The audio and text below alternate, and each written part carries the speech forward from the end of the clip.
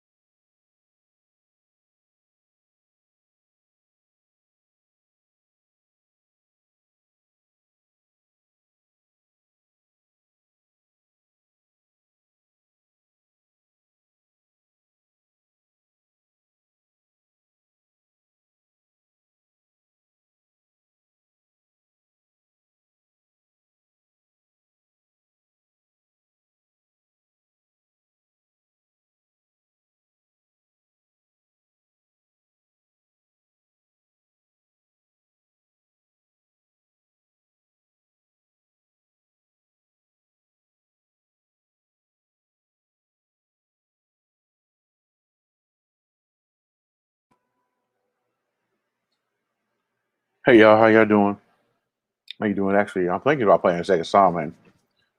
I'm playing a second song or not? I don't know, man. I kind of want to hear one. I got it out here, so I think I'm gonna play it. Hold on a second. Yeah, I think I'm gonna play it, man. And then we move on, man. We ready to go? You know what I'm saying? You ready?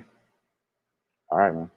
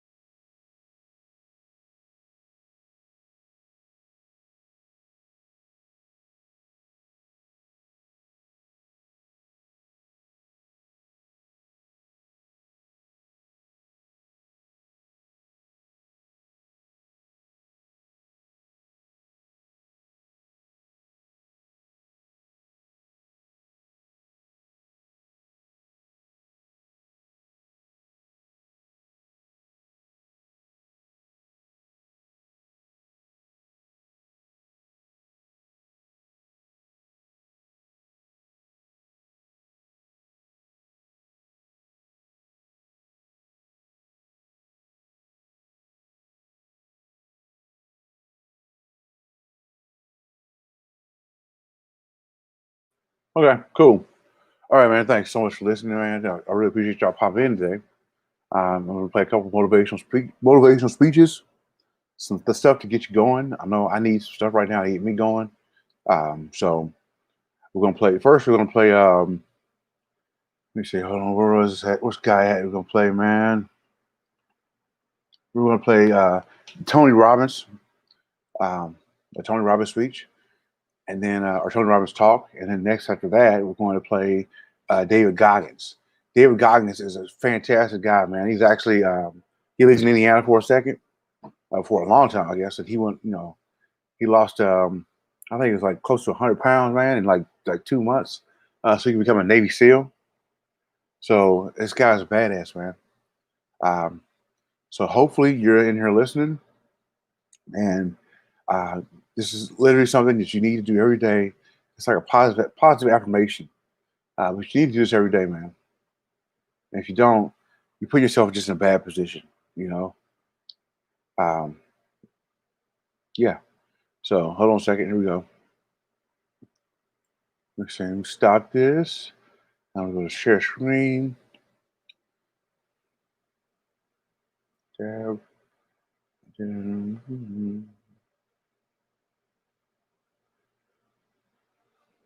Where's the ad, dude? You see, you got all these windows open, man. All right, ready? Here we go.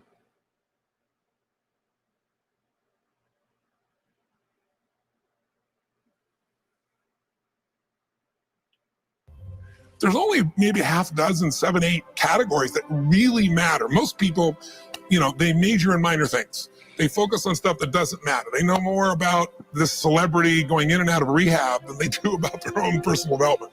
But I look at, say, if you look at your body, without that, everything else is out the door. You don't want to be rich, just man in the graveyard. That's not going to do it. If there is energy, if there's vitality, if there's strength, it's going to show up in your relationship. It's going to show up in your business, show up in your life. That's an area you got to master. You can't dabble. It's too important. Emotions are everything. I mean, you got a ton of money, you got everybody loves you, and your primary emotions are pissed off and frustrated, then your life's pissed off and frustrated. It doesn't matter if you got $1 billion or 1 million people loving you, your life is not great. Relationships, intimate relationships especially. It's where the most juice in life comes from. It's where the most pain comes from most people. It's worth mastering instead of dabbling. Really looking at what are you going to do with your time? And mastering your time. Instead of having a checklist, you cross it all off. You can mistake movement for achievement. I want to squeeze out of that time what matters, that creates value for me and for everyone I care about and love. What about your career or your business and the mastery of that instead of dabbling? Most businesses are dabblers. That's why they don't make it. 96%, any 10-year period of time, 4% make it. That doesn't even mean they're profitable. And it does not mean they're enjoying themselves, all right? Or they're getting anybody else to feel good.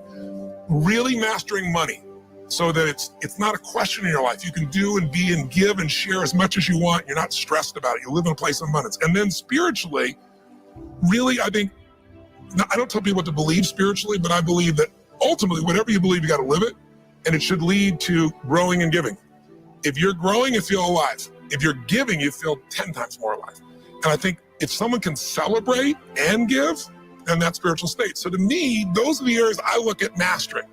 Business, for sure, but it's the areas of life that matter most. And most of where we spend our time doesn't make people feel fulfilled. That's why the average person is not fit and healthy. The average person is not in a relationship where they have tremendous passion. I'm not a dummy. I'm not a positive thinker. I know the truth.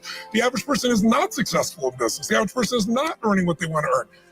But you know what? Very few people have those things, but a few do. A few are happy, fulfilled, spiritually alive, financially strong, their business is growing, they have passionate love affairs, and I'm obsessed with finding the few who do and find out what they do different and teach them to everybody. Everyone's going to measure themselves differently because everyone values things differently. Some people value success or significance. Some people value love more. Some value just basic levels of certainty. So when I look at the specific metrics, I really look at metrics of what are the things that need to be measured to know if your life is going to work or not. So I look at it as our whole lives are guided moment to moment by the state we're in. Learning how to change your state, not bullshit, not fake, but to go from pissed off, frustrated, freaked out to back in your center or creative or determined, or something that's going to move you forward. It's going to create a better quality of life for you and others. That's a critical skill set. So moment to moment, our life's controlled by our states. Yep. You know, if you're in an angry state, you're going to respond differently than if you're feeling playful.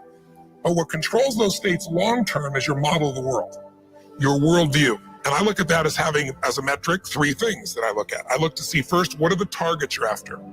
The target is, everyone has different goals and dreams and desires. But as I traveled around the world to 100 countries, I started going, holy shit, I'm seeing the same problems. What's underneath it? I began to see that there are these same 6 human needs that we all have, the same needs. We all have a need for certainty, that we can avoid pain and we can have some pleasure, some comfort. We all need uncertainty. We need variety, or we feel dead inside. If you're totally certain, you're bored. If you have total variety, you're like freak out. And it's not a balance. It's learning which of these you need more as a person. Everyone's developed a different set of values in that area. The need for significance, to feel unique, special, important, the need to feel loved, the need to grow, and the need to contribute. Some people value certainty at the top of their list. That's their center of their target. I don't want to do anything unless I know it's going to work. I don't want to do anything unless it's the same. If you change anything, they freak out. If certainty is the number one thing on your list, everyone has the same needs, but if it's number one, I know how your life's going to be. I can predict the direction of your life and therefore the destination to some extent. If you're driven by love first, you want certainty too, but love is higher, you're going to behave very differently than if you're driven by significance. I have to be the one. So I look to see which of those needs are the top 2 on your list because they control your life. Yep. The 2 that most people have, 90% of the planet, if you said, of all these needs, which one do you really focus on most day to day? Everybody wants love. What do you focus on? Most people focus on being significant. We live in a Facebook world where people fake their life, put new filters, make it look different than it really is, tell stories that, are totally full of it to make themselves look good. Because we live in this kind of false world where significance is more important than love. And it separates us. And the other one that we see most often is certainty. People want to be certain before they can do something. You couldn't have started a business like you had if you were absolutely certain before you started. You can never build a business with that. You can never build a great relationship, because if it's based on certainty, then everybody's got to stay the same and never change, which means you're never going to grow, which means you're going to be miserable. Right. So my metrics are, I want to find out what's driving you. And I want to see, is it healthy or unhealthy? You can have 2 people be driven by significance, though, and do it with a different set of rules. That's the second piece I measure. The beliefs or rules of how to fulfill that target. But I want to be more clear about something. An extraordinary life is life on your terms, and there's 2 parts. Part 1 to have an extraordinary life is mastering the skill of the science of achievement. How do I take what I envision and make it real? And how do I do that quicker, faster, better, easier?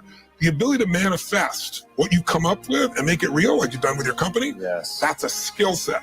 I spend an unbelievable amount of time helping people do it faster, quicker, better, showing them the shortcuts, teaching them the strategies, modeling what works, so you can save yourself a decade. But I would submit to you that, having done this for 38 years with 50 million people at this stage, I can tell you that the science of achievement, there are a lot of people that are damn good at that, and they still don't have an extraordinary life. They have an extraordinary life. You see it as extraordinary, but I get the phone call from the multi-billionaire who tells me he wants to do this thing on his business, but what he really find out is he's miserable as hell, and he's hoping somehow I'm going to rub off on him on that side too. Right. And so I give him what he asked for, the change in his business, but I also give him what he needs, which is the change inside of him. So the second skill is the art of fulfillment. If you want an extraordinary life, you can't just achieve, you got to be fulfilled. As simplistic as that sounds, but it's an art. It's not a science. Sure. It's a science to making money. Come on. Any age, any color, any background, any gender, if you do these things, you'll have an abundance of money. You do these things, you're going to have too much month at the end of the money. You're going to have financial stress, right? Body. Everyone's biochemically different, but you and I both know there's fundamental rules, laws. There's a science to the body. You violate that science, you're going to have disease. You're going to have low energy. You align with that, you're going to have an abundance of energy. It's going to affect everything in your life. It's a science. Fulfillment's not like that. Fulfillment is as different as our human beings. You want to know what God or the universe likes? Look at the jungle, look at the forest. Right. It's diverse, right? So most people think, well, I want to get that because they've been modeling somebody else, and that might work on how to achieve something. It'll never work for what to fulfill you. How many people you know, like you, got what you thought you wanted and you weren't fulfilled? Right. And that, I always tell people, success without fulfillment is the ultimate failure. The ultimate failure, because If you go at something and you fail and you're an achiever, you don't fail. You go, I learned something, I'll just try something else. Right. I'm going to still get there. But when you succeed and you're not happy. So a perfect example of this, I mentioned in the seminar you were there because it hit me about a year and a month ago, we lost what I consider a national treasure, Robin Williams. And I asked people, how many of you love Robin Williams? Everybody raised their hand all around the world, right? He made people laugh. People were touched by him. So how good was he at the science of achievement? I mean, he wanted to be a great comedian, make the whole world laugh. He did. He wanted to have his own TV show. He did. He wanted the #1 show. He did it. He wanted to make movies. He did. He wanted to have an Academy Award for not being funny, dramatic, and he did it. Right? He did it. Yeah. He said he wanted a beautiful family. He achieved everything, and he hung himself. That's crazy. And I know recently someone's saying, well, you know, he had dementia, he had drug abuse, he had alcohol abuse most of his life because he made everybody happy but whom? Himself. That's the ultimate failure. So if I had no other message to offer your viewers, and you let me give it to them right now, I'll tell you what I believe. I believe our lives are controlled by one force, decisions. I certainly believe in force greater than myself, call it God if you will, grace, whatever you want to call it, the universe. But I also believe it gives us choices. And the decisions we make control us much more than the conditions we meet. It's not the conditions, it's your decisions. Decisions of what to believe, decisions what to do, decisions what to give. I say to people, think about, you know, look back 10 years ago, 5 years ago, 15 years ago, and think of a decision you made. That if you would have made a different decision, you'd have a totally different life today. Better or worse, I don't know, but totally different. The most important decision you can make above any on the face of the earth is deciding that no matter what happens in your life, no matter what happens, you're going to live in a beautiful state. The decision to say, I am not going to suffer, that if suffering arises, pain's one thing, suffering's another. Suffering is when you're like, suffering could be worry, it could be anger, it could be frustration. It's anything that takes you out of a beautiful state. And here's what people don't get. You can end suffering by stop focusing on yourself and focus on something you want to serve greater than yourself. Your children, your wife, your mission, your life. You can get out of it in an instant because the nature of the human mind is to constantly compare things. Your mind, your brain is a 2 million year old device, and it is not designed to make you happy. It's designed to make you, it's designed to make you survive. Right. And that's why it's always looking for what's wrong. But it used to be what's wrong a saber-toothed tiger so I can protect myself. Now people are worried about what people think about them, or do they have enough money when 2/3 of the planet lives on $2 a day. And you're making $38,000, you're rich. The poorest of the poor in our country are considered rich. That's not, I'm not saying they should stay that way. Right. But you can only build on success. My goal would have you consider something. Life is short. We don't know how short it's going to be. But if you only had a week to live, I bet you wouldn't allow yourself to suffer over a little crap that makes you crazy normally. I think you would probably spend time with those you love. You would do what you love. You'd take on a sunset.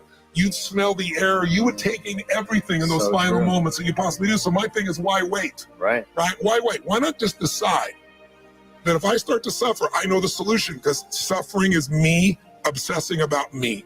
You might say, it's not me. I'm worried about my kids because they're not doing well. No, you're worried that you haven't done enough for your kids. It's about you still, right? Yes. You know, you're worried about what was done or what you should have done or what shouldn't have done. And you can end that in an instant by becoming aware of it and saying, I have made the most important decision of all. Right. I'm going to live in a beautiful state. Because here's what's going to happen. Anybody watching, you may lose a family member. You probably will. Somebody may get cancer. Your business may, the government might change the rules. They might change things radically that you can't even do anything about it. You might go bankrupt. You might get divorced. I don't say anybody will, but no one knows what's going to really happen in your life. Life's full of uncertainty, but here's what you can know. You can decide that no matter what happens, you could have a great time. If somebody like Viktor Frankl can be locked up in Auschwitz and come out of that and experience finding joy in the middle of Auschwitz, then human beings have a capacity they've undersold themselves on. We think that the outside world determines how we feel. If people have to behave a certain way, if your husband or your wife or your kids or your coworkers or whoever, your boss, has to behave a certain way for you to be happy, and if they don't, you're unhappy, then you're always going to be unhappy, because the more people around you, the more they're going to change that, because they're all human, right? My invitation is, as great as it is to achieve, more important to enjoy. Right. And if you can enjoy every moment in that state, when you're feeling loving and playful and passionate and curious and awe, you treat other people 100 times better than when you're feeling frustrated, pissed off, overwhelmed, worried, stressed, or feeling sorry for yourself. Right. You're going to be a better parent. You're going to be a better lover. You're going to be a better business person. You're going to have a better life. So my soliloquy is decide today. And actually say, what if I cut it off? What if I said, I'm not willing to settle and I'm just going to live in a beautiful state? Doesn't mean you won't feel bad. It doesn't mean you won't stay there. You instantly change. Well, what the hell is success? It's hitting an expectation. And I always tell people, man, trade your expectations for appreciation. And it's a whole new world instantly. Yeah. If you can appreciate this moment, if you can't find ecstasy in this moment, in a conversation with a friend and looking in your wife's eyes, being with your children, going on a run, if you can't find ecstasy now, I'm here to tell you, more money, more people, more love, more business, more anything is not going to give you more ecstasy. Right. If you can't do it here now, you're not going to do it there when you got more. So why not do it now and have a rich life right now? I tell people, money, that's one thing. Like having financial abundance, there's skills. That's a science. But wealth, it's a decision. It's like you can be wealthy right now. I live in Fiji a good portion of the time. There are these villagers there. They're the richest people I know. They're happy. They laugh. They love. They don't give a damn about the economics. Other people say they're poor. When I first went there, I was trying to do things for them. I'm like, what are you talking about? I'm so happy. Wealthy people come over from the United States and they go travel around and try to figure out what to do. And they're going to spend 9 years to do this and this and this so they can finally sit down and be happy. And the Fijian guy goes, why don't you sit on the beach right now, dude, and experience it? Why spend the 9 years? Why not have it now? That's my invitation.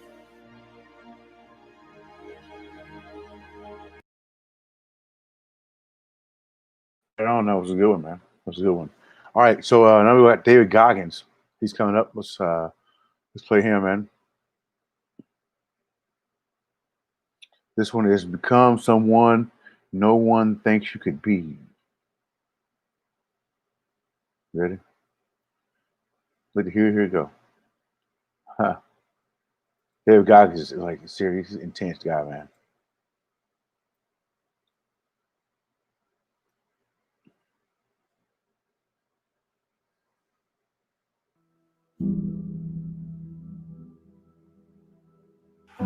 A lot of times I'll be in a 200-mile run or something like that, and I'm all jacked up. Body's broken, mind's broken, spirit's broken. I start to say, what if I can pull this off? When I first walked into the Navy SEAL recruiter's office, he looked at me and said, there's only been 35 African Americans in 70 years make it through. You know what I said to myself? What if I can be the 36th? It's the what if I can pull off a miracle. What if I can become someone that no one thinks I can be? And just me talking about that, I have the hair going up on my arms because it makes me just like, what if I can be that guy that people who call nigger and this and that? And now I'm speaking at Tom Ferry's event. What if? That's it. I came home one night from work spraying for cockroaches. And long story short, I turned on the Discovery Channel. I saw some guys going through Navy SEAL training. And they were going through Hell Week and they were getting their ass just beat. You know, in and out of the water, guys ringing the bell.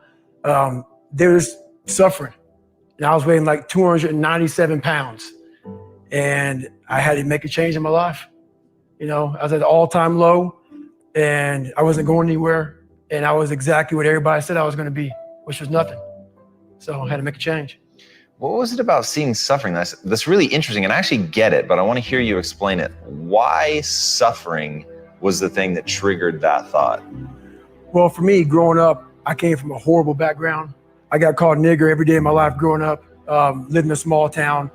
The Klan headquarters at that time was about 20 minutes from where I lived. One of the high ups in the KKK, son, sat behind me in 2 classes. So he called me nigger all the time. Got my first car. They spray painted nigger, we're going to kill you on it. So I was just an insecure, scared kid. And the only way I could find myself was to put myself through the worst thing possible. I'm going to say the exact opposite of what today's world is saying. So we read a bunch of books nowadays. As humans, we We want to find out how to be someone else. What we don't do is we don't go inside. So literally turn yourself inside out. Read the book that's like we're writing a book every day of our lives. Every day we're seeing who we are as people. When I was growing up, I lied for people to accept me because I didn't accept myself. So I would make up stories so that you would accept me into your world. I would, everything I did was for someone else to like me. It wasn't until I started reading my own book about how pathetic I was as a human being. I could blame my dad. I can blame kids at school. I could blame having health issues, ADD, my mom not being around. Great mom, but she was doing her thing. I could blame a lot of people. And that's the book I was reading. And I put it off on everybody else. It wasn't until I said, you know what? For me to fix this, I got to read what the fuck is wrong with David Goggins. Not blame anybody. Read my book and say, okay, I'm afraid of my shadow. How can I overcome that? Go in the military, get your ass kicked, do things you hate to do. Be uncomfortable every day of your life. Roger that. I'm not the smartest kid in the world. Okay. Instead of somebody saying, oh no, you're smart. No, don't say that to yourself. I said to myself, no, I'm a dumb. Okay, roger that. How you get smarter? Educate yourself. So the things that we run from the truth. We're running from the truth, man. So the only way I became successful was going towards the truth. As painful and as brutal as it is, it changed me. It allowed me to become, in my own right, who I am today.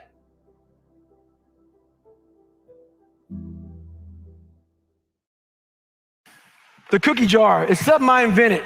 As you all know, your mom has a cookie jar, and sometimes you might have an Oreo, sometimes you might have a Chips Ahoy, sometimes you might have an oatmeal raisin cookie. You never know. It's just in there. My cookie jar has every single failure and success of my life, something I overcame. So what happens in time of life when you're stressed out and things get bad, even the hardest guy in the world, me, everybody thinks, and I think I'm the hardest guy in the world. You got to believe that. You got to believe you are something. I will, in my mind, reach into my cookie jar, and sometimes you forget how hard you are in times of need. Because you're stressed, but you forget. I'm a Navy SEAL. I'm a Ranger. I'm this and that, but you forget all that because your life sucks. I calm down, take that 1 second, get control of my life, reach in the cookie jar. Well, you got called nigger your whole life, and you're now the only person in history to do this, and this. Put it back in the cookie jar, reset my mind. You have to remind yourself of how badass you really are in times of need. That's the cookie jar. Yeah. Yeah, man. The best way for me to get how I feel across, I can't sit here and say, you know what, yeah, I went through Hell Week, and man, it was really hard. No, that takes your damn soul, rips it inside out, and then they say, now we're going to start. It allows me to express where I was at a point of my life. If I don't give you all of me, why the hell am I here? Why? How will you learn from me? People take so much offense to me. You will never learn from people if we always tap dance around the truth. Oh, God, I love that. We tap dance around the truth by finding the right words so I don't hurt you because you have thin skin. No, tighten up, people. It's okay. Trust me, it's okay. You might be called nigger one day. It's okay. You might be called some Jewish word or some faggot or gay word. It's okay. Let them call you that. What are you going to do now? They don't own your life.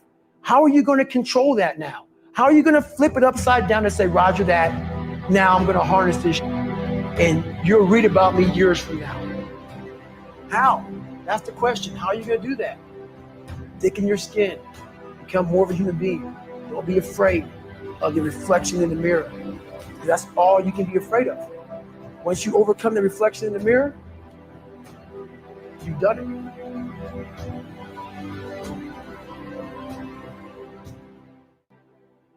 The first ultra marathon wasn't smart at all. Just so basically what happened was I was at military free fall school with Morgan Luttrell. Marcus Luttrell, if you guys don't know, was the lone survivor. The guy, he was in a bad op went bad. He was the only Navy SEAL that lived. Long story short, you got to get the book, read Lone Survivor, great story. Morgan is Marcus Luttrell's twin brother, and I was there with Marcus. So what happened was myself and Morgan were in free fall school. At the same exact time, Marcus was in the worst incident in SEAL history. So I knew that Marcus might be dead. He wasn't dead, everybody else was dead. So I actually brought Morgan, I actually told Morgan, hey man, your brother was in a bad incident. I don't know if he's alive, I don't know what's going on. Long story short, Marcus is alive, and I go on to want to raise money for families. All these guys died, they all had kids. I want to raise money for the Special Operations Warrior Foundation. It's a foundation where 100% tuition goes to these kids to go to college, full tuition, whatever. So I found this great foundation. I'm going to raise money for it. So I said, you know what? I have to Google something that's evil, something very hard. I knew nothing about ultra marathons. I hadn't even run a marathon. I knew nothing about this world. So I Googled the top 10 hardest races in the world. And what comes up is a Badwater 135. It's a 135-mile race through Death Valley in the summertime. I thought it was a stage race. I thought it was a race where you run like 20 miles, set up camp, barbecue outside, and then go run some more the next day. So I called the race director up at the race and said, hey, Chris, his name is Chris Kosman, I want to do your race. So we had a long conversation. I was much heavier then, and I hadn't put running shoes on in over a year. How heavy are you at this point? I'm around between What's up, Mo 240 Justice? to How you doing? 270. Whoa. I'm in there. I'm in that range. Look at him, man. My weight has varied a lot through Look at the him, SEAL man. teams and out of the Sure. SEAL teams. So I was a heavy guy. But the long and short of it all was I hadn't put running shoes on in over a year. I was a big time power lifter. I lifted weights heavy. That's what I did. Right. I got back home from Iraq, went straight to free fall school, and then this happened. So I called Chris Kosman up on a Wednesday. He says, look, man, the only way you can qualify for my race is to run 100 miles at one time in 24 hours or less. There happened to be a race that Saturday, so 4 days later. And he said, if you qualify by running 100 miles or less in 24 hours, I will consider you my race. I'm gonna cut to the chase. I signed up for this race. It's called the San Diego One Day, where you run around a 1 mile track for 24 hours to see how many miles you can get. My goal was 100 miles. So I got to mile 70, and I cleared 70 miles in like 12, 13 hours pretty quickly. But I was done. My feet were broken. I was stress fractures, shin splints, muscles were tearing. I was in bad shape. I was eating Ritz crackers and drinking Mileplex. That's all I had. No water, didn't know what the hell I was doing out there. Had on some tube socks. It was just ridiculous. It was a clown show. So I sat down at mile 70, and at this time I was married. And I look at my wife and I was like, I'm messed up bad. So I literally start to turn white. And when a black guy turns white, you're pretty f***ed up. So here I am, I'm all f***ed up in this chair. I'm at mile 70, I think I got 30 miles to go. I'm jacked up. I got to go to the bathroom. The bathroom's like 20 feet from me. It's a porta potty. I can't get out of the chair. So I'm peeing blood down my leg, Whoa. pooping up my back, and I got 30 miles to go. And I can't stand up because my blood pressure's all messed up. I've been in 3 hell weeks, Ranger School, overcome so many obstacles in my life. This last 30 miles of this race is when I realized a human being is not so human anymore.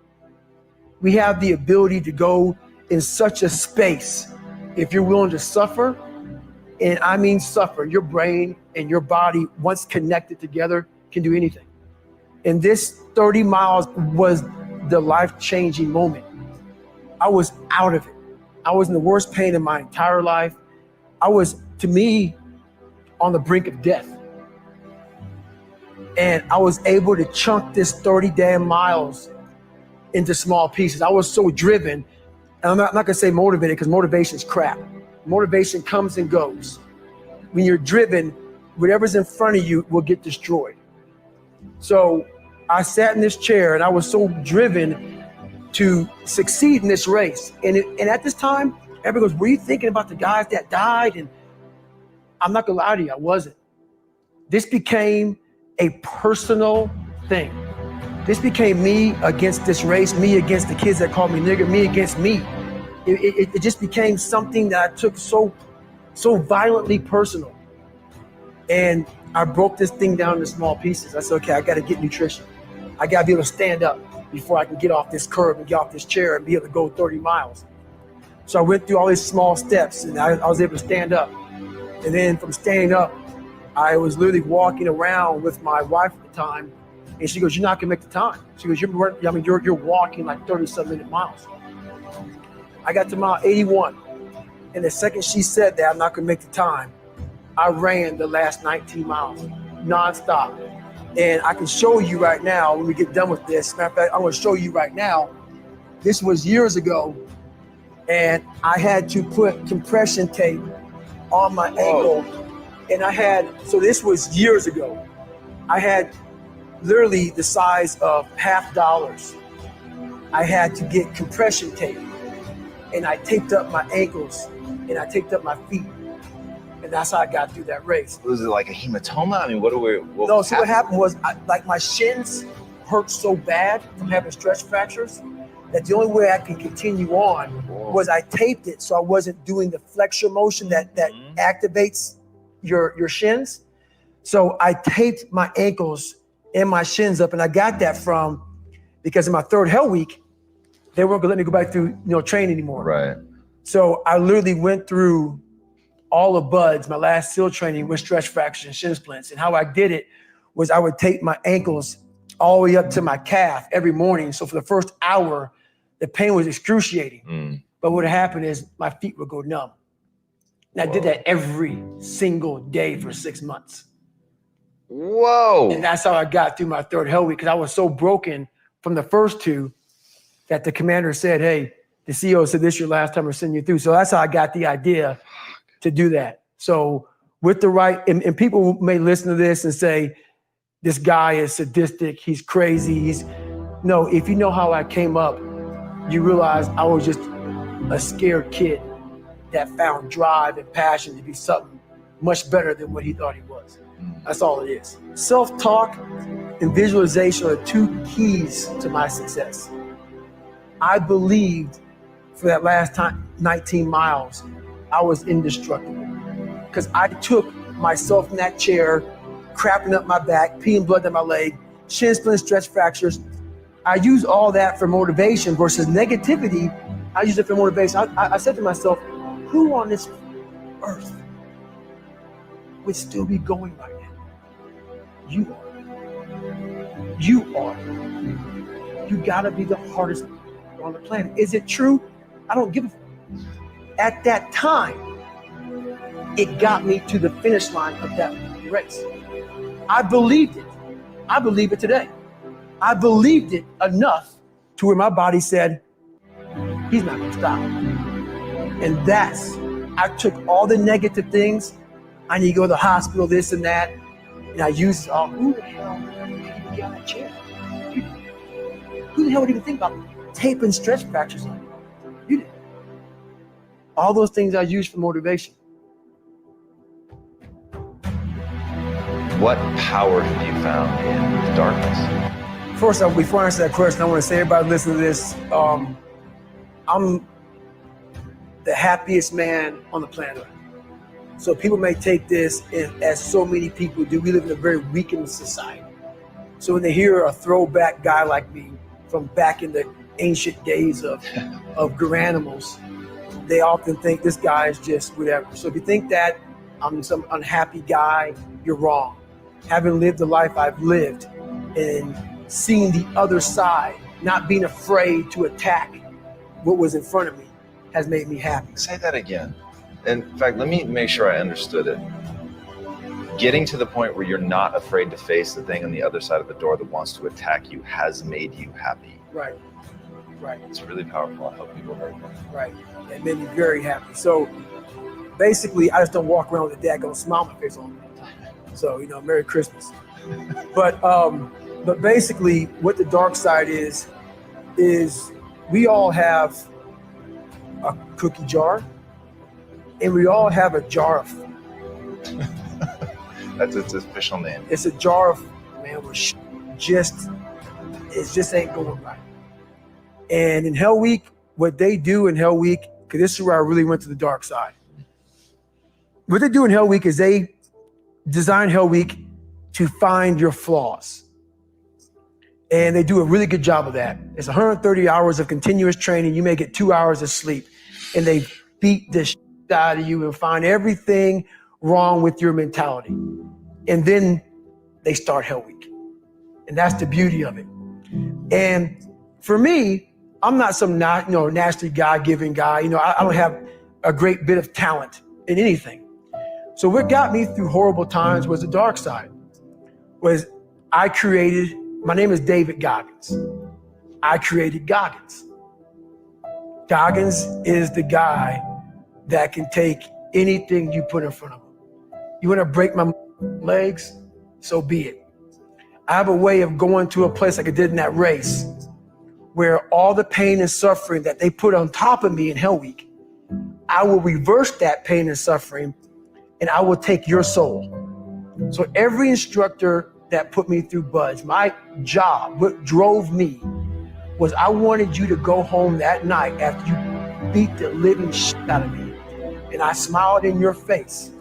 I wanted you to feel worse than I did and you were going home to a nice warm bed with your wife or your kids and a nice meal, and I was still out there in the grip, suffering for another 100 hours. I wanted you to think about me, knowing that I'm comfortable being very uncomfortable. And I want you to think about when you went through Hell Week, how uncomfortable you were and how bad you wanted to quit, knowing I'm not thinking that. So the dark side is something that I've designed. It's an evil place I can go that very few things can hurt me. I use the hurt you're trying to put on me. I flip it upside down and use it. You trying to use it for kryptonite? No. It's power pillars for me. I'm using it for strength. I just flip negative and positive. That's all it is.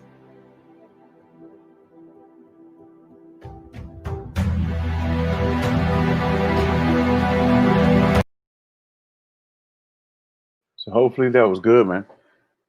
Hopefully you were able to get something from these two, man. From versus Tony Robbins, man. I played that the other day. Want to play it again because it was really good. And it's David Goggins, man. He's written a book. It's called Can't Hold Me Back. Fantastic book. I recommend everybody get it. If you go to Audible, go to Amazon and you can sign up for audible.com for free and and get like one book for free. And when you get that book for free, the free book should be the David Goggins book, man. You know what I'm saying? What's up, Jay? How you doing, bro? I don't know if you read this book at all, man. I don't know if you read it, man. It's a fantastic book, man. Yeah, Can't Hold Me Back. You got it, man. It's a fantastic book, man. Fantastic book. It'll get you going, man. So, all right, y'all. Thank you so much for coming chill this morning with me, man. Thanks a lot, Sarah. Yeah, every morning, man. And it ain't my idea, man. It's actually Mo Justice's idea.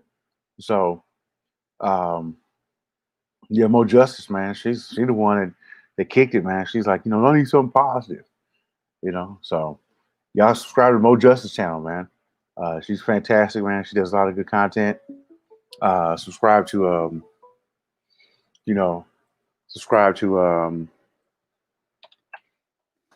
V-Dub Boogie's channel, man. He plays a lot of good music and gets a lot of good commentary on stuff, man. He goes at the swirlers for real. What's the name of this motivation? What's the name of this motivation, bro?